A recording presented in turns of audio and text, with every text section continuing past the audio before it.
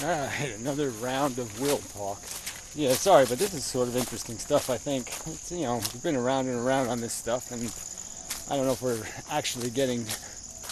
Well, I think we are, but okay, never mind. So I'm just doing the never mind program now. All right, erase this bullshit about trying to explain what we're accomplishing and just get to the video. Okay, I'll just get to the video. So Anticonavad made a video talking about how the decision aspect of will, what is deciding, or is there a deciding kind of question, the open-ended ones, as is usual for his style, the rhetorical style. But it did get me thinking, and what we're really always coming back to is control. I mean, that's what people talk about is, free will, and the idea would be, do you have the ability, do you, some you program, have the ability to control you? So we know we have a you that needs controlling. So we know that some aspect of we, an us, a me, is some elements of a nature or desires or things in me, pieces of me, that need controlling. And therefore, that's why we invent this terminology. Do you have the capacity to control you? Do you have the capacity to control you? Is what it comes down to. And, there's no definition of this use. But I guess the bottom line would be there's this notion that your conscience, your good programs, your rightness should at all times be able to control your wrongness, and therefore you're responsible for your behavior. Because the rightness programs should always have control over the wrongness ones. They should always be able to exercise authority and say, no, you will not do that. You will not steal. You will not do this, commit this sin, this crime. And therefore you're responsible when you do, because the controlling you should have controlled the stupid you. Okay, the controller you. The boss you, the better you should have. Well, I would agree with the idea that it should, in theory. But this is where we get down to, so what really does decide? And what is the hierarchy of decision? What decides what you are primarily? Asshole or asswipe or, better than. And, that's the real question, is how does something become a prime directive? How do you become incapable of committing the rape, incapable of being seduced, into the, compromising yourself in some debauchery, allowing your wants and desires that are sort of being facetly, whatever the right word is, conceded to be corrupt, nasty, selfish, not very thoughtful, not necessarily efficient for the general welfare. That's our nature. Our nature is kind of hostile to the general welfare because it is sort of obsessed with this individual need machine. It wants the better piece of cake. That's just the way it is. We're like that, unfortunately. But we can have programs that make us quite different. We can have programs where we gain gratification for being useful and helpful and necessary to somebody else's comfort. And, we can have those kind of programs running in us not only as theories, of rightness, but as personal desires, where we actually need that functionality. We need to be, we need those ego boost points. That's the competition we're in. Like pole vaulting, that's the, we could be pole vaulters, and this is the skill level you need, or the accomplishment you need to be successful at your sport. And it's like a sport for some people. They need to outcompete each other in their do-goodery. so they can, wear a little do-gooder badge and get emotionally off on the fact that they're useful and functional and productive, at least in that limited context definition. And that's part of our ego sometimes. Some people don't need that because they can rely on their good looks or something, right? I mean, that's just the truth, right? Some people just don't need to be good people because they're already ego gratified by the fact that they can kick somebody's ass, or they can run faster, or they can do something else, and they've already satisfied their need to be better, to feel good, that they're satisfactorily functioning, that they're alpha. They've already got enough alpha points, so they don't need to gain any by being a good person. But this is what decides, this is what controls you, okay, are these mixture of desires, this combination of desires, fight it out, and whatever wins controlled you, was the controlling desire, the controlling ambition, the controlling theme, the controlling principle. I've used those words before, principle. But yeah, it's a big, important concept, a controlling principle. You've declared something to be verboten, wrong, a non-starter, a not, and you don't do it. And it's a controlling ideal that you don't, recklessly run over children or something. I mean, some of the obvious ones come to mind, but there's lots of more subtle ones where you've made personal declarations, and this is certain things that you will never do because your psychology now has a controlling prime directive that says you lose all credibility, you lose all vitality, you lose all your mojo, even in your own eyes. You lose your ability to look at yourself in the mirror if you cross these lines. But again, so that's all the debate's really about, are these controlling, competing desires. We have many wills. So I guess that's where the word will got broken, was this idea that there's one will that wins, and it's always the same will, the good will. Well, that's not what happens. So the wills are just desires, competing incentive programs, mechanisms of thinking where there's some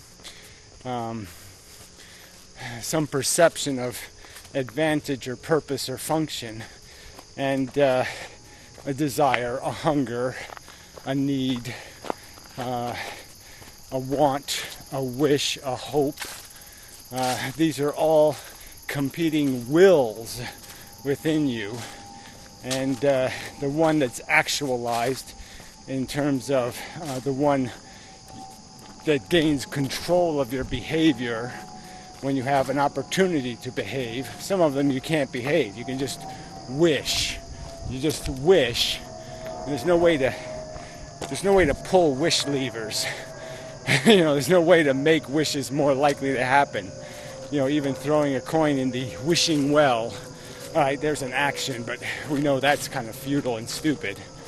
But it has controlled people, right? Many billions of times people have tossed the coin into the fountain, wishing and hoping and thinking they can control the world through something that's controlled them. So the wish program won the battle. They wished, they threw the coin to solidify the wish as a control. There, it's controlled me in the hope that this activity, this ritual, will control the outcome. And what was wished will somehow happen.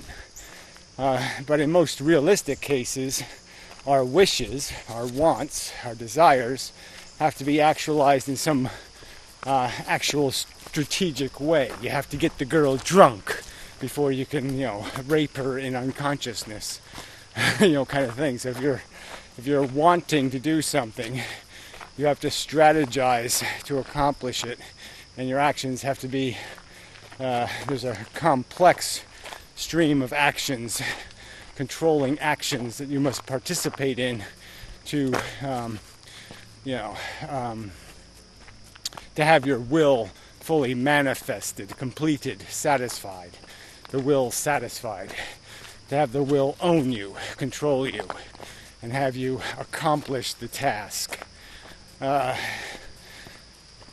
I think that this whole free will debate probably should be converted into a control debate.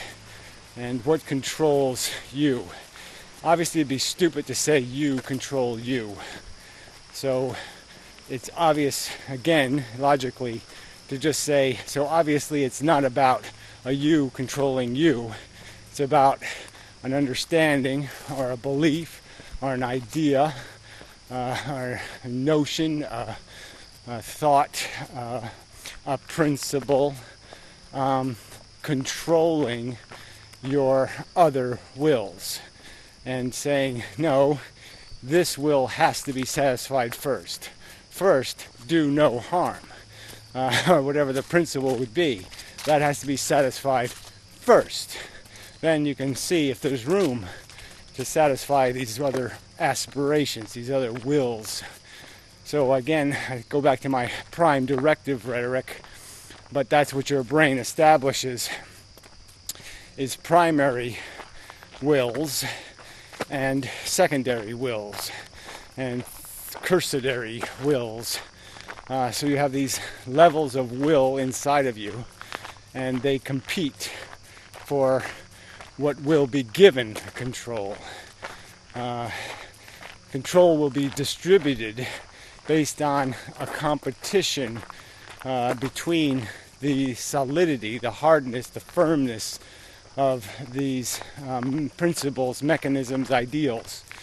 And and I guess I would argue that clearly there are different things competing. They have different weaponry in a way. So if you take something like a hunger, say you haven't eaten for a week, and you're really, really, really hungry. Well, it's easy for you to be seduced by a circumstance that allows you to steal a loaf of bread. So you might have a conscious principle that says never steal, but you'll have this aching physical necessity. And this is where we get into the heroin addict or some other drug addict now being compelled by such a strong necessity to satisfy the physical pain, to kill the pain, that they're willing to inflict pain to get the means to satisfy their pain. And so it just gives evidence to the fact that you can't create a standard playing field, a standard fight with standard game rules, with standard strength of the competitors, because the desire at certain times is incredibly strong, and at other times the principles and the integrity and the need of a strong ego is very strong. So ironically, there's times when you are ego weak, where you need ego points, and that's when your principles are the strongest, is because you need to undo for a bad or a wrong or a trespass. And so then your goodness is made better because of your sense of badness. They're just an ironic turntable. But there's still this fundamental battle between the strength of the hunger, the desire, and the strength of the principles, the ideals, the knowledge, and whether it can create controlling inhibition, controlling authority, whether it can take authority of your conscious body, your control, if it takes control of the mechanism that is you. And I think some of that can be argued through that, when you have a clarity of thought, a clarity of philosophy. The principles get firmer and stronger. And when you have an absolute knowledge, that you can't justify your pleasure at somebody else's pain, then it becomes impossible for you to kick them to the curb or something. That ain't going to happen. You're going to be incapable. Unless, in fact, there's a circumstance that, makes it possible, like they just raped your sister or some other kind of bullshit. So that's really just an outline of the idea that it's not free will, it's free wills. And that would make no sense, right? There'd be no sense in saying free wills. The whole point is what is the controlling of the wills? And the expectation in underlying the conversation, the expectation is that logic programs of right and wrong, knowledge of wrong, should theoretically be strong enough to overcome any amount of sentient desire, any amount of hunger. You still should have inhibitions against committing vile trespasses to satisfy your hunger. And that's the argument in vague notion, in the religious context even, is just that your better judgment, your better knowledge, your better logic should be more powerful than your crude, conditioned, maybe even perhaps perverse desire. Yeah, that's about sums it up. Pretty good, I think. I think I accomplished the task. Another good add-on, I'd say. I would say that. I'm that kind of person who would say, yeah, I did good. Because I did good. It's just the truth. So anyway, until next time. And such. Removing tile. I'll show you some tile work. That's what I was doing today. See, tile, it's all kind of rotted out. I'll have to re-cement and such. Anyway, until next time. So forth and whatnot.